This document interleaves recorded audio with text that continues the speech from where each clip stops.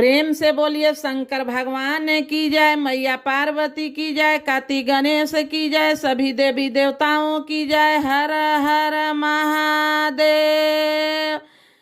ढोल झाल बाजे लागल, चरच सुनाए लागल। ढोल झाल बाजे लागल, चरच सुनाए लागल। किया बघारवा में लागत नइखे मानवा, चर्चा में चली सासू जी। अब तो घरवा में लागत नइखे मानवा, चर्चा में चली सासू जी। घरवा में रहब सासू जी, चुगली लगाईब। घरवा में रहब सासू जी, चुगली लगाईब। कि कबो बान लीहब पाप के मोटरिया, चर्चा में चली सासू जी।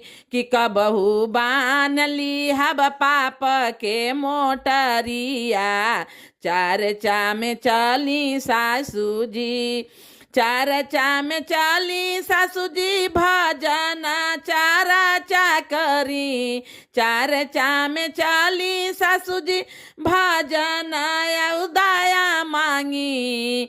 कि कबो बान ली पूना के डगरिया, चर्चा में चली सासू जी। कि कबहू बान ली पूना के डगरिया, चर्चा में चली सासू जी।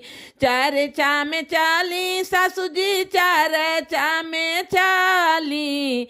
चर्चा में चली सासू जी, चर्चा में चली। ढोल झाल बाजे लागल, चर्चा सुनाए लागल। ढोल झाल बाजे लागल, चर्चा सुनाए लागल। कि अब तो घरवा में लागत नइखे मानवा, चर्चा में चली गोतिन जी। अब तो घरवा में लागत नइखे मानवा, चर्चा में चली गोतिन जी। चर्चा में चली गोतिन जी। घरवा में रहब गोतिन जी, चुगली लगाईब। घरवा में रहब गोतिन जी, चुगली लगाईब। कि कबहू बान लीहब पाप के मोटरिया, चर्चा में चली गोतिन जी।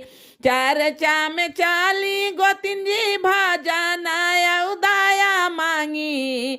चर्चा में चली गोतिन जी, भजन उदया मांगी। कि कबो बान ली पाप पूना के डगरिया, चर्चा में चली गोतिन जी। कि कबहू बान ली पूना के डगरिया, चर्चा में चली गोतिन जी। चर्चा में चली गोतिन जी, चर्चा में चली। चर्चा में चली गोतिन जी, चर्चा में चली। ढोल झाल बाजे लागल, चर्चा सुनाए लागल। ढोल झाल बाजे लागल, चर्चा सुनाए लागल। कि अब तो घरवा में लागत नइखे मानवा, चर्चा में चली ननद जी। कि अब तो घरवा में लागत नइखे मानवा, चर्चा में चली ननद जी।